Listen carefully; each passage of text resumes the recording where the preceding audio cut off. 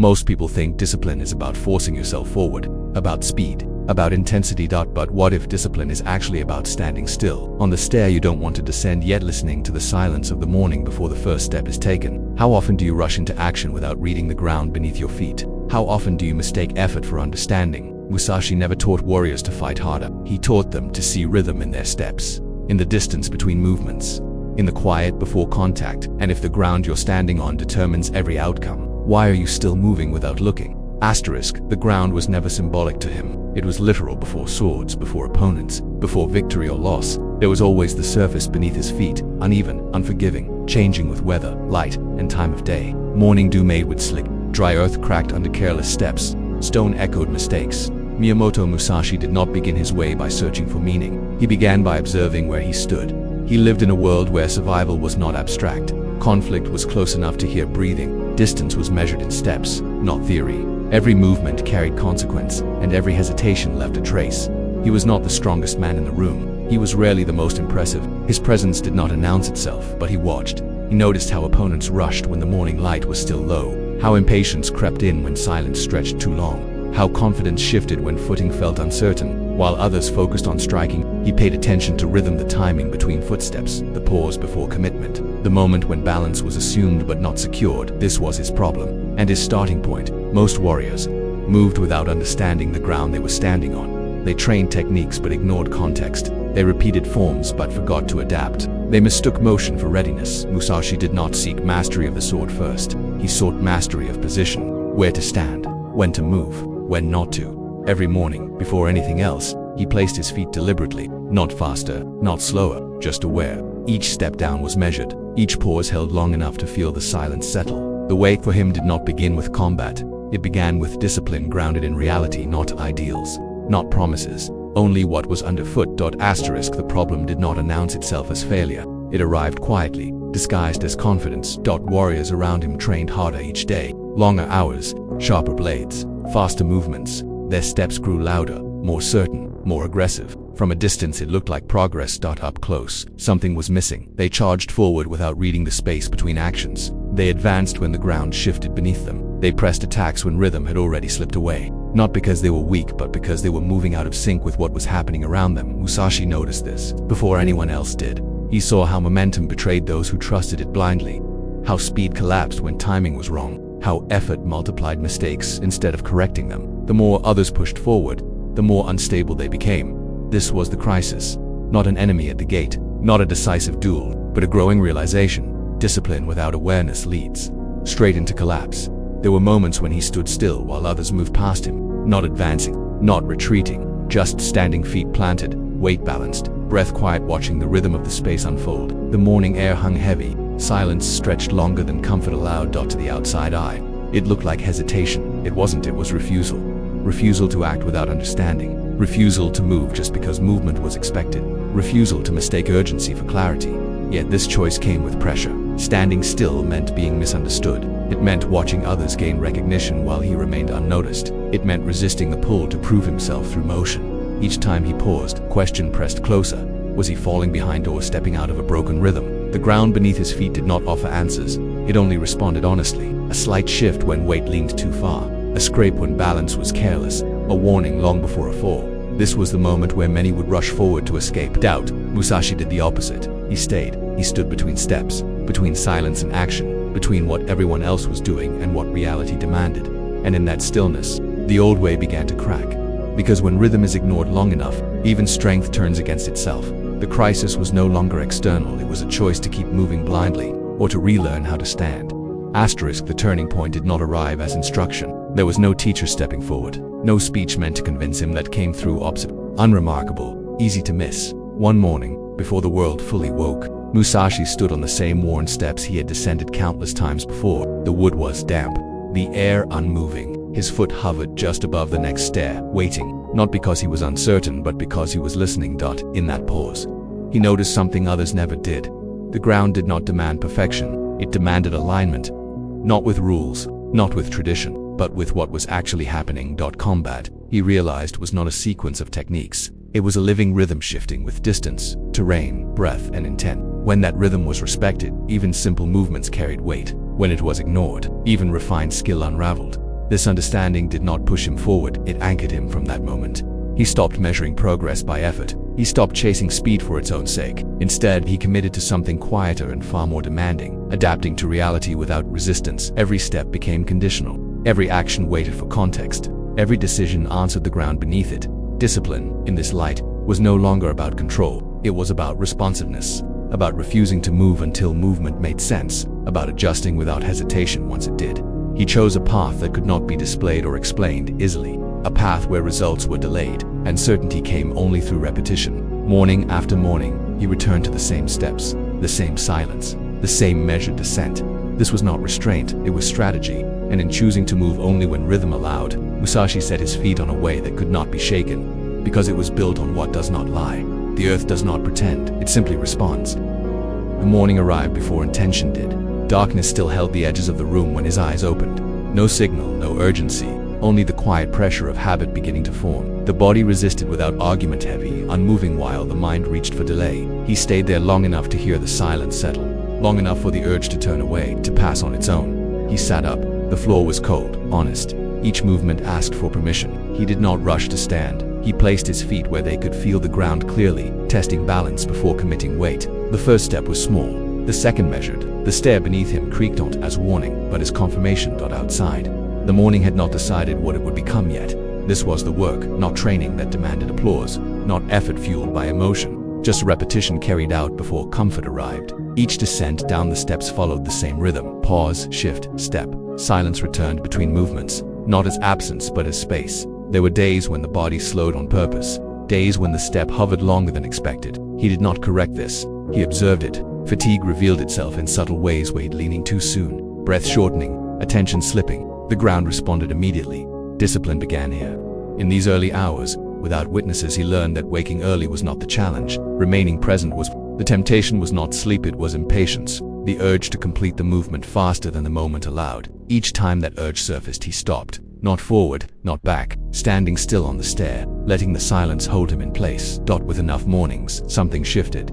The step no longer felt like a task, it felt like alignment. The body learned the rhythm before the mind tried to name it. Movement followed readiness instead of force. The morning became a teacher that did not explain, only repeated. This was the first victory, not over weakness, but over unnecessary motion, and it happened without noise, without declaration, without anyone else knowing it had occurred at all. Asterisk days began to resemble one another.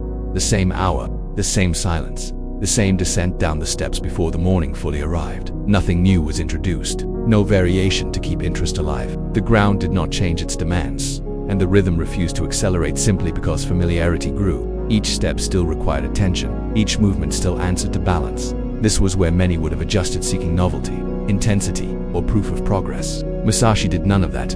He repeated. Training unfolded without markers. No moment announced improvement. Strength arrived quietly, hidden inside consistency. The body adapted not through strain, but through accuracy. The mind learned to stay with what was happening instead of reaching ahead. There were mornings when doubts surfaced through action. A step placed carelessly, weight shifted too early. The silence after revealed the mistake without commentary. He did not correct it immediately. He stood still, allowing the error to register fully before moving again. Repetition sharpened perception. Patterns emerged. How fatigue altered posture, how distraction shortened pauses, how impatience created unnecessary movement. None of this needed interpretation. The ground showed it all. The hardest part was not effort. It was staying with the same routine when nothing dramatic occurred, staying with the same pace when progress felt invisible, staying present when the mind searched for justification to change course. Each morning, he returned to the stair, not to test himself, but to confirm alignment. When alignment was there, movement flowed. When it wasn't, he waited, not forward, not back, standing long enough for the rhythm to correct itself over time. Discipline stopped feeling like resistance. It became permission. Permission to move without forcing. Permission to act without rushing. Permission to trust the process precisely because it did not. Entertain. The earth did not reward effort, it responded to consistency. And in that response, something stronger than motivation began to take shapes, something that did not depend on mood, outcome, or recognition. Just repetition. Just rhythm. Just the quiet certainty of placing the next step where it belonged. Asterisk. The conditions changed without warning. Rain arrived before dawn, turning the ground unstable. Wind pressed against balance, not violently, but persistently enough to expose habits that only worked in calm. The steps were still there, but their surface no longer responded the same way. Each descent demanded recalibration. This was where repetition met resistance. Musashi did not retreat indoors. He did not wait for favorable conditions to return. He adjusted his stance, lowered his center, shortened his steps. Movement slowed not by choice, but by necessity. The body listened before acting. The ground dictated terms. Cold seeped in through the hands. Muscles stiffened. Breath shortened. None of this was named. It was registered through posture, through how weight shifted later than expected, through how pauses grew longer without intention. At times, he stopped entirely, not because he could not continue, but because continuing would have meant forcing rhythm where it no longer existed. Standing still became the discipline, letting the storm move around him instead of through him, letting the silence inside remain intact, while everything else pressed forward. Others trained harder in bad conditions, louder, faster, as if effort could overpower instability. Their movements grew erratic. Balance broke under speed. The storm took advantage of impatience. Musashi learned something different. Difficulty did not require aggression. It required clarity. The ground was no longer reliable, but it was honest. Every misstep revealed itself immediately. Every correction came through adaptation, not resistance. He shortened reach. He waited longer between steps. He allowed the rhythm to slow until it matched reality again. This was not endurance. It was negotiation. Between body and environment, between intention and condition, between action and consequence.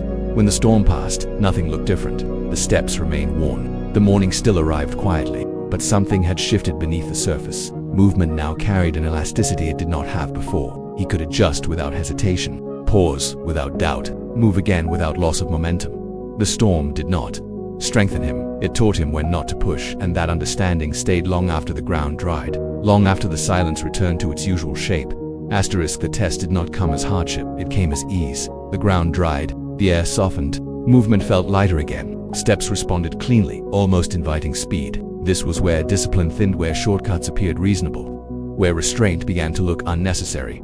Opportunities presented themselves quietly. A faster route, a simpler method, a way to arrive without pausing. Nothing demanded compromise outright. Nothing announced itself as a mistake. That was the danger. Musashi noticed the shift through action. His foot landed a fraction earlier than before. Weight committed before balance confirmed. The silence after felt shorter, thinner, less settled. The ground did not resist, but it did not support fully either.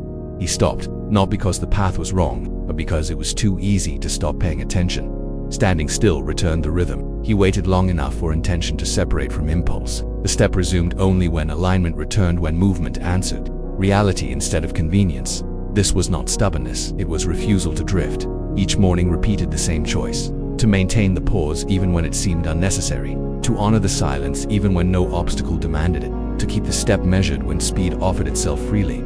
Others mistook this for limitation. They moved ahead, they covered more ground, they looked efficient. Musashi stayed where he was long enough to confirm stability. Not forward, not back, just present, letting the ground reveal whether it could be trusted again. Discipline hardened here not against difficulty, but against comfort, not through denial, but through awareness. He learned that the true erosion of practice did not come from storms, but from smooth surfaces that encouraged neglect. The step taken carefully on an easy morning carried more weight than one forced through resistance, because it proved something quieter and more durable. That discipline, once internalized, does not require pressure to exist. It remains even when nothing is pushing back. There was no moment when discipline announced itself as complete. No signal, no reward, no shift visible from the outside. Yet the mornings no longer negotiated with him. The body rose before thought intervened. The steps were descended without friction. Silence settled immediately, as if it had been waiting. Movement did not feel practiced, it felt accurate. Each foot found the ground without searching for it. Confirmation. Discipline had stopped being an effort. It had become environment. He no longer adjusted his rhythm consciously. The pauses appeared on their own. The steps slowed or advanced without hesitation, guided by conditions rather than intention. What once required attention now unfolded naturally, leaving space for awareness to expand. Others noticed something, though they could not name it. He did not rush. He did not hesitate. He occupied space without tension. In moments that demanded action, he moved without excess. In moments that required waiting, he remained still without strain. Standing on the stair, he could sense when movement would align, and when it would fracture rhythm if forced. This was not control, it was clarity. The ground beneath him felt familiar, not because it was predictable, but because he no longer fought its variability. Wet or dry, quiet or unstable, morning or late, his step adjusted before resistance could form. Discipline now carried a visible calm, not as confidence displayed, but as absence of waste. No unnecessary motion, No borrowed urgency, no reaction without context. The earth responded accordingly. Where others slipped, he adapted. Where others forced, he aligned. Where others chased advantage, he waited for rhythm. This was the quiet radiance of discipline, not something worn, not something claimed, but something revealed only after repetition had removed everything else. This stare no longer symbolized effort, it marked continuity. One step, one morning, one rhythm maintained without struggle. The moment did not arrive with urgency. There was no alarm, no visible threat, only a situation that demanded everything he had practiced without announcing itself as decisive. The ground was unfamiliar, not dangerous, not hostile, just different enough to erase assumptions. Distance felt altered. The space between steps widened, then compressed again without warning. Rhythm threatened to fragment if approached the old way. Others reacted immediately. They advanced, adjusted mid-movement, corrected after mistakes appeared. The speed increased, effort multiplied. Each response came a fraction too late. Chasing a rhythm that had already shifted, Musashi did not move. He stood where he was, not advancing, not retreating, feet placed, weight balanced. Silence held longer than comfort allowed. This was the test not of courage, but of restraint. Everything in the moment invited action, to prove readiness, to demonstrate mastery, to respond before uncertainty could settle. The temptation was subtle but relentless. Move now, adjust later, he refused. Standing still was not passive, it was diagnostic. The pause allowed the space to reveal itself. He sensed where balance failed others, not through observation alone, but through alignment with the ground beneath him. The rhythm surfaced slowly, like a current felt through the soles of his feet. Only then did he step out, not faster, not harder, just timed. The movement appeared simple, almost unimpressive, yet it cut cleanly through instability because it belonged to the moment instead of resisting it. Where others overcorrected, he adjusted once. Where others chased control, he matched conditions. There was a brief instant barely noticeable where everything could have collapsed, a shift in footing, a fraction of imbalance. In that instant, he did not force recovery. He paused, standing again between movements, letting the silence absorb error before continuing. That pause preserved rhythm when action would have broken it. This was the culmination, not victory over an opponent, but confirmation of alignment. If he had rushed, he would have returned to the beginning, relearning what impatience destroys. If he had hesitated out of fear, the moment would have passed him by. Instead, he waited until movement was inevitable, and when it came, it required no correction. The ground accepted the step. The rhythm held. The moment passed, not loudly, not dramatically, but intact, and the way proved itself without declaration. Because discipline, when fully internalized, does not announce success, it simply leaves no trace of struggle. Nothing about him appeared transformed at first. The steps were the same. The mornings arrived without ceremony. Silence still filled the space before movement. Yet everything unfolded differently. Where hesitation once lingered, there was now placement. Where effort once pushed forward, alignment guided motion. The body no longer argued with the ground. It responded. Each step carried exactly the weight it required, no more, no less. He did not become faster, he became precise.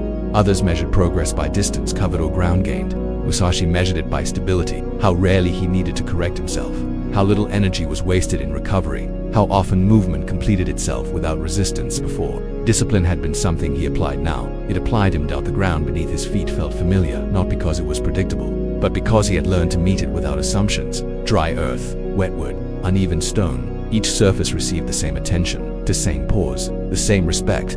Standing still no longer felt like delay, it felt like presence in moments that demanded action. He moved cleanly. In moments that required restraint, he waited without tension. There was no internal debate, no need to justify choice through speed or force. The rhythm, once difficult to hear, now guided movement naturally. The difference became visible only through contrast.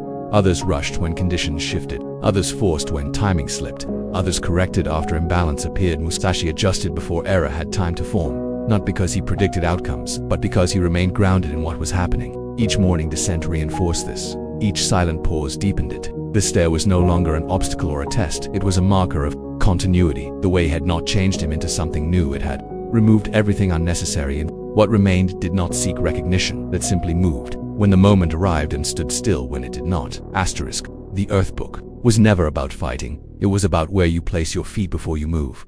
Each morning offers the same quiet test, a stair waiting to be descended, a step that can be rushed or placed, silence that can be ignored or listened to. The ground does not ask for intensity, it asks for awareness. How often do you move without reading the rhythm beneath you? How often do you mistake effort for alignment? Discipline is not pressure applied to yourself. It is the ability to pause long enough for the moment to reveal how it should be met, to stand still without retreating, to step forward without forcing. The next time morning arrives, notice where you are standing. Feel the ground before you move. Let silence settle before the step is taken. And ask yourself, are you acting from urgency or from rhythm? If this reflection held you a moment longer than usual, stay with it. Share it with someone who needs space to slow down, and subscribe. So these mornings are no longer passed through unconsciously. The stare will be there tomorrow. The question is whether you will be present when you step.